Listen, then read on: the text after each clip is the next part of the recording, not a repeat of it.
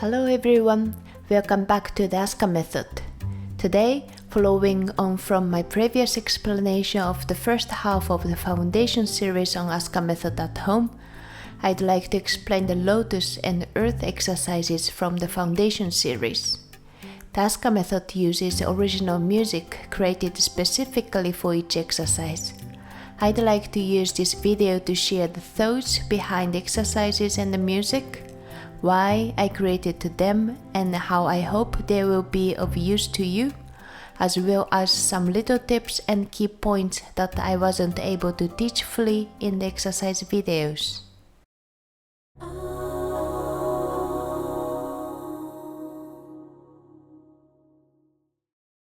Let's start with Lotus.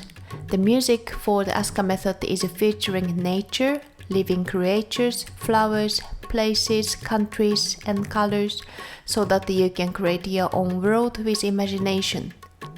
For example, Rooted the Bird contains a touch of African flavor, and this music contains a touch of Asian influence. The lotus flower is regarded as a symbol of the strength to overcome adversity and inner growth, as it grows without losing sight of itself even in difficulties and hardships, eventually blossoming into its true beauty. Let's use this exercise to activate the areas of the heart that are deeply connected to these concepts. Now let's move on to the key points of the exercise. Lotus is an exercise that involves many repeated movements with the rhythm. By continuously keeping the rhythm with your body, and at the point where you feel the rhythm shifts within your body, you will find both your mind and the body stabilizing, and your energy will begin to grow. If you feel like it, even while performing the same movements, try varying the range of your movements slightly or experimenting with different accents or speeds. Shall we do it together? First, let's start neutral with a normal range of motion and speed.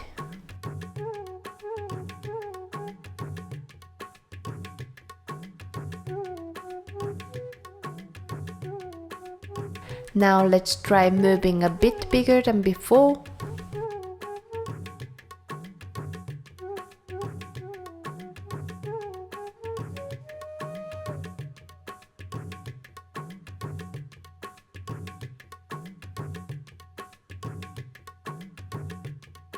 Now let's return to neutral.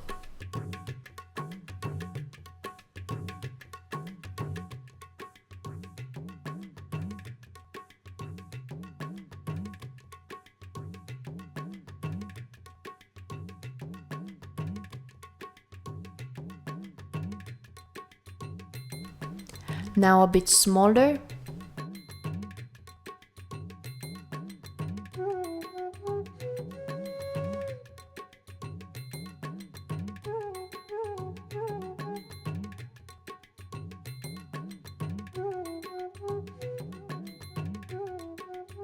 Return to neutral.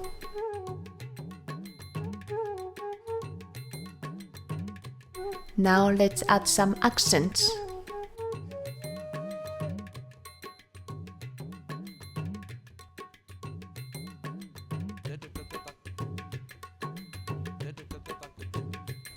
How did that feel? Did you notice how the sensation in your body changed?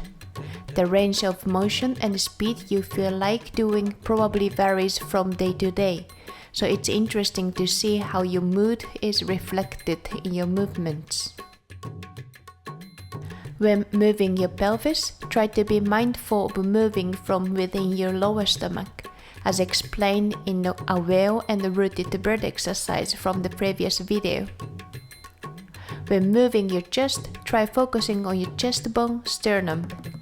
Rather than moving your entire chest area, imagine that the movement of your sternum moves the entire spine.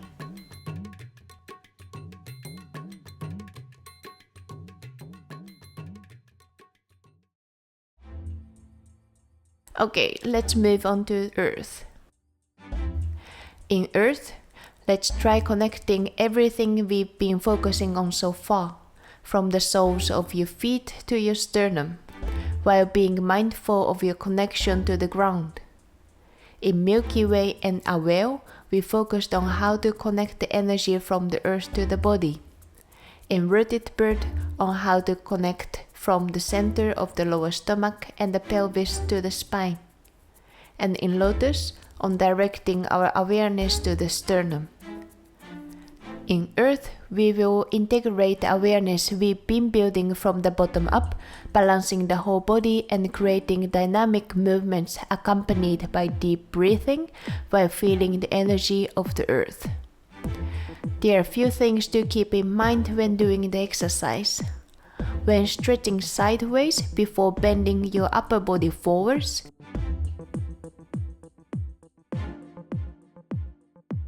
and when bending your knees during the swing, please make sure your knees are pointing in the direction of your toes.